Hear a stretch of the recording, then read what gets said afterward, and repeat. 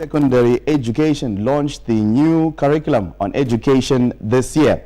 There has been mixed feelings about the new curriculum from parents and other stakeholders across the country. Hello and welcome to your Current Affairs, a weekly program. Let's Talk Education, a program which unpacks some of those salient issues surrounding the new curriculum that was introduced by the Ministry of Primary and Secondary Education. My name is Admire Mungu, and tonight we have our guest here, Mr. Jacob Gonese. He is the Principal Director in the Ministry of Primary and Secondary Education. Mr. Gonese, it's a warm welcome to the program.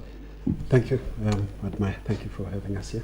Yes, getting straight into it, Mr. Gonese, how has the Ministry prepared teachers to handle the updated curriculum? Because this is a major issue that has been brought about, and people are saying, has your ministry prepared the teachers? Thank you very much. Let me assure you that the ministry has left no stone unturned in order to prepare the teachers to handle this big assignment that was bestowed on it by the ministry following the recommendations of the C8 Commission, the so-called Nzira Masanga Commission, because he was the chair of it. The ministry came up with a comprehensive teacher capacity development program, which was blessed by His Excellency in 2014 when he launched it. This particular program aims to address gaps in the various skills that are required under the new curriculum. For example, we are now talking of learners at early age ECD being tutored in mother tongue. So there were a few areas of weakness there, and some of the minority languages were not yet on board. So the university in Masvingo is addressing that. The Great Zimbabwe University is addressing the issue of minority languages that covers your Tonga, your Xhosa, Shangani, and other languages, and also of course sign language to make the full package of the 16 subjects, 16 languages as required by our Constitution Amendment number 20 of 2013. Other universities brought on board included Bindura University of Science Education, which is addressing the area of science education. This was a very big shortage area. We found in some districts very few physics teachers, in some areas shortages of maths teachers. As you know, traditionally maths has been a very difficult area.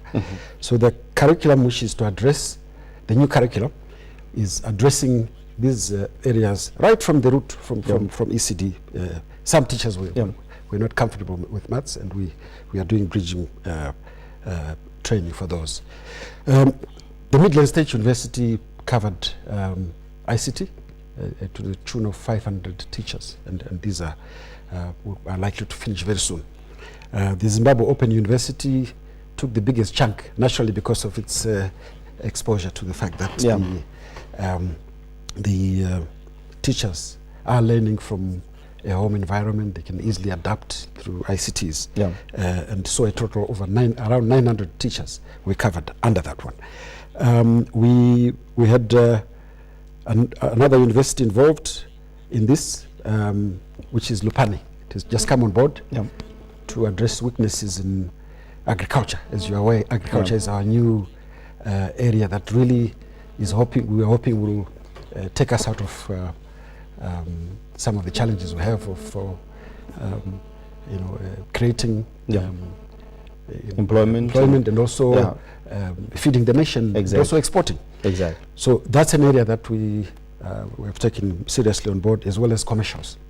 Finally, the Zimbabwe University of Zimbabwe is tackling planning for our headmasters, future headmasters, tech voc subjects.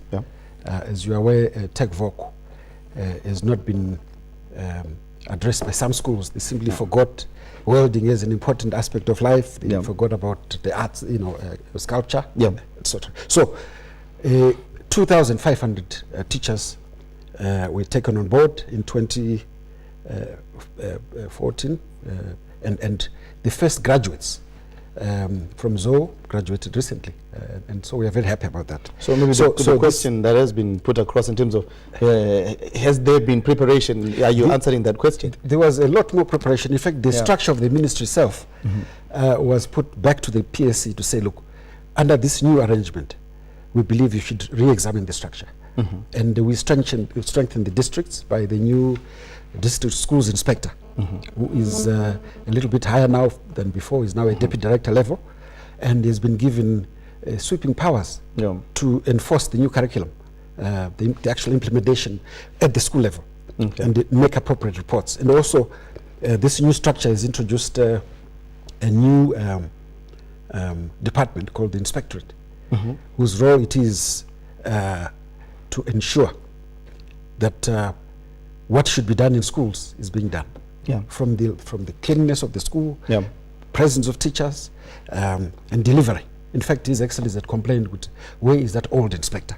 So we brought him back. He's back. With a bang. Preparing for that. Now, now let's talk about... So associated also with that was the fact that there were various workshops that were undertaken involving all teachers, because this one day, when we consulted parents, 900,000 came out to various schools, and the teachers themselves were part of the process of applying the questionnaire, which then brought about this new curriculum, the framework, and so the workshops were to conscientize the stakeholders, as well as involve the teachers, because they eventually will be the ones to work with the new curriculum. And finally, some of the teachers, as I did say, in fact, they were then eventually involved in a process of interpreting the new curriculum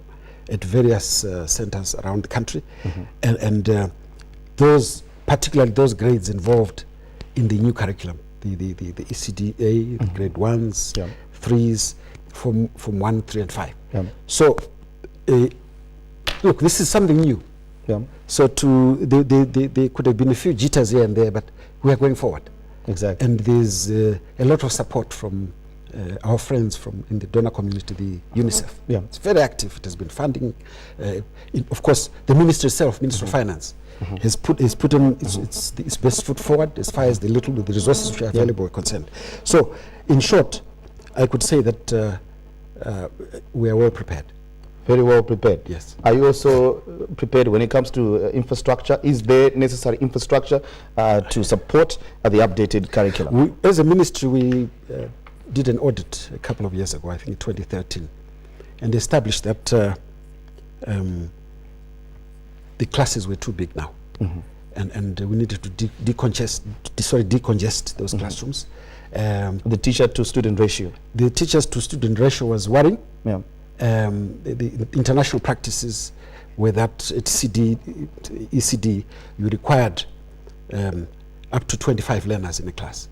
And at the infant, that is grades 1 and 2 as well, you require that formula. But we were at 40, 1 to 40. But grade 3 to 7, which is called junior, the learners become a bit more independent, and you can work with a bigger number, and the figure recommended is 40. And generally, we are way above that, sometimes 60, particularly in towns. And of course, a few worrying areas where there's need, the PSC and ourselves are re-examining the situation, is where populations just moved away. And that's being addressed by the necessary reorganization. At A level, same story. We are challenged as well in sometimes that the fact that teachers have not been in adequate numbers. And so this teacher capacity is addressing that as well. How important is teacher training as well as infrastructure preparation when it comes to introducing new curriculums like what we have just been doing? I think you may have heard my Honourable Minister, Dr. Dokora, and the Secretary, Dr. Masango, as well as the Deputy Minister, emphasizing that this new curriculum is actually supported by 5 pillars. The 5 pillars Among them is teacher capacity development, infrastructure, the issue of research, then the standards that have to do with teacher professional standards. Yeah. And these are all critical to success in this field. So, but looking more specifically at the question you've raised, we did have some infrastructure. Some of it was not being used for the purposes because people just moved away from the practicals because maybe they were not comfortable with them. Yeah. And of course, they're a little bit on the expensive side to work with. But we did have some structure on wood technology, also metal technology, textile technology, agriculture. Yeah. And we are saying that infrastructure must be made full use of. And to make this dream of ours reality. Yeah. Most of our schools admire, particularly secondary schools, have computer labs. And some of the computers, thanks to His Excellency, who did a marvelous job and donated quite a lot of computers, we are much better off than before.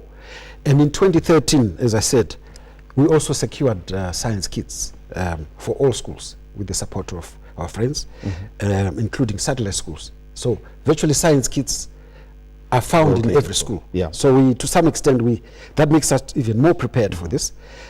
Also, the new schools that are being supported through the OFIT program, which is this program that has been discussed so many times, as a joint venture activity. The first seed money of 20 million is going to give us a complete solution. What I mean by that is that each school that we're going to come up with will basically have some basic infrastructure. I'm giving you 20 seconds. Okay. In terms of, as a ministry, your preparations, I'm sure the viewers out there watching right now would want to know, in terms of, are we adequately prepared for what is happening? We are adequately prepared. We, in fact, have a lot more support that we've been promised by colleagues outside, and we've already begun constructing new schools. The figure 2080 and 2000 and something is the shortfall we have. But every school is going to have an administration block, ablution block, 1 by 2 science laboratory. This is an aspect of in the secondary schools, computer rooms, library and reading rooms, teachers' houses, 5 teachers' houses to start with, and drilling balls, balls. I'll have to stop you on that. And finally, the same will be done. Yeah, and we with primary schools as well. With primary schools, we are starting with 17 schools. Yeah. But we are going to generate schools as resources become available. It's very promising. Very much promising. Very promising. Principal Director in the Ministry of Primary and Secondary Education, Mr. Jacob Gonese. Thank you so much for joining us tonight. It's a pleasure, sir. We take a short break. Join us in the second segment where we talk to Mr. Maxwell Rafamoyo, who's here to talk about education on this program. Let's talk education.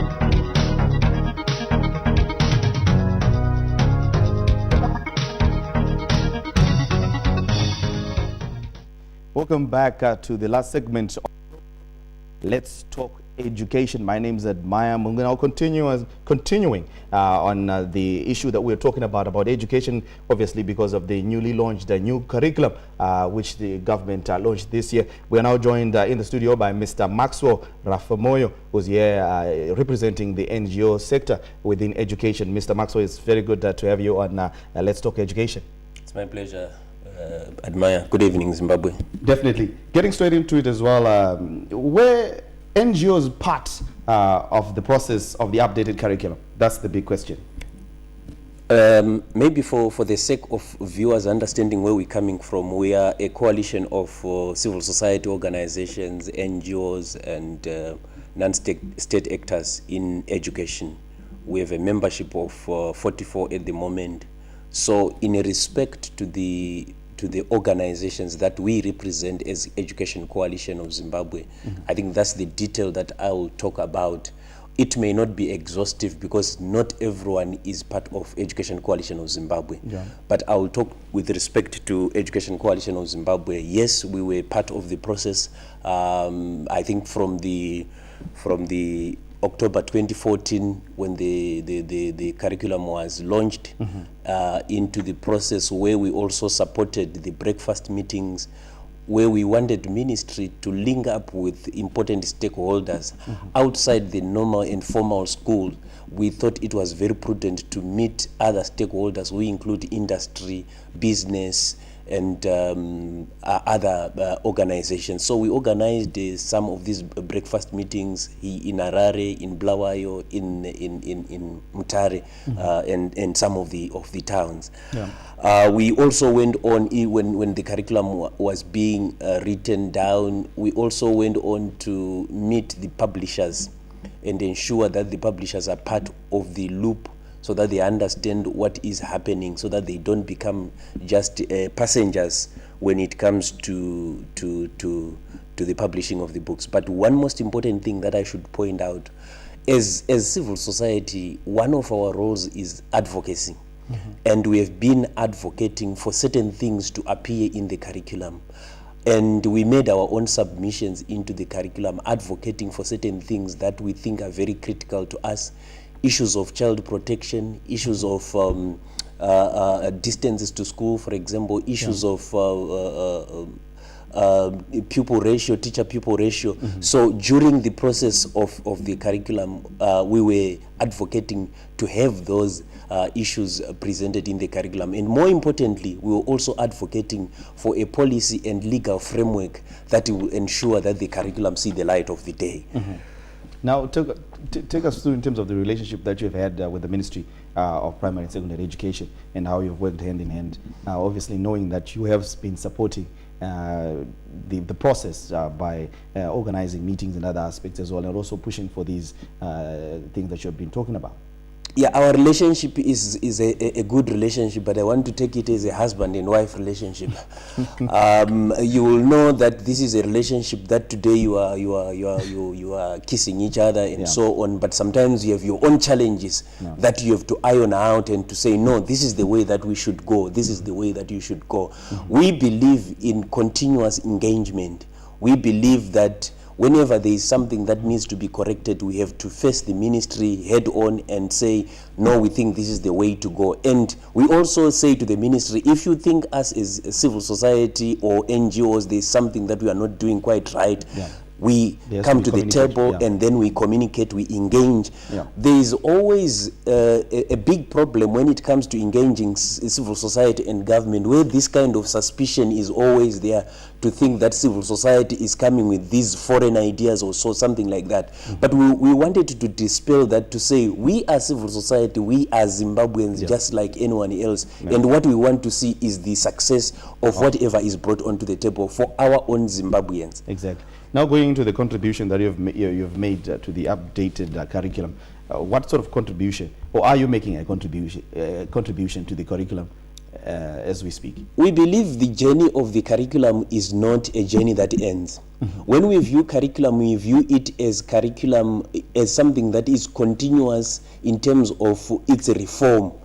And if you look at the current curriculum, what we are expecting is a curriculum that will run up to 2022. There are lessons that should be learned along the way. And like I said earlier on, as I pointed out, one of our major issues with the curriculum is to advocate for its implementation. There are so many issues that are raised by our members, because most of our members are on the grassroots. They see what happens on the day.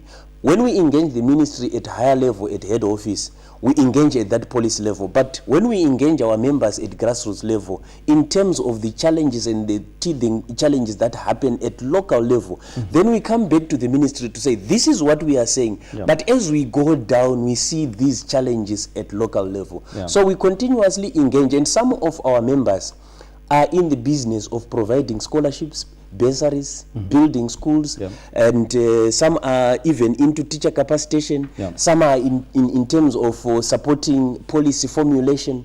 So we say to the ministry, we are in it together. Yeah. And when we see challenges, we say, we think we can improve this way, and then we engage at that level. Obviously, with the updating of the new curriculum because of the Nziramasanga Commission and the recommendations that were made, as the NGO sector, obviously there's been a lot of contributions from a lot of sectors and a lot of people talking about the new curriculum.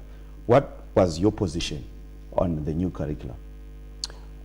Our position with regards to... With regards to when it was introduced and also when the recommendations were proposed to have been Maybe I may take you through a journey Yeah. of the curriculum implementation Yeah. review. Yeah. The curriculum review started well in 1998.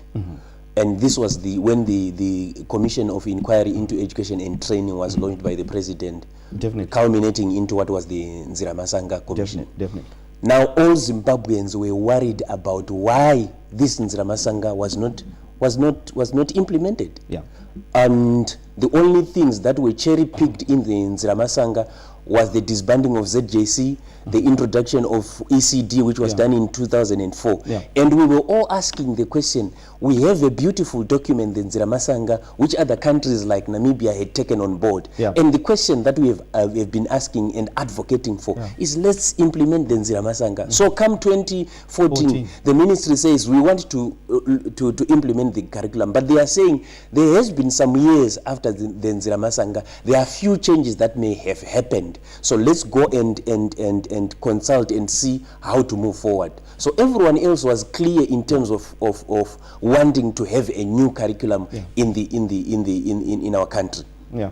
Mr. Maxwell Rafamoyo, thank you so much for joining us on this program. Let's Talk Education. Your final words in terms of the linkages that you're having with the Ministry of Primary and Secondary Education, and also your final words to parents there in terms of supporting this new curriculum. I think my final word goes to our colleagues to say, let's support the ministry in their quest, and to parents, let's support the ministry.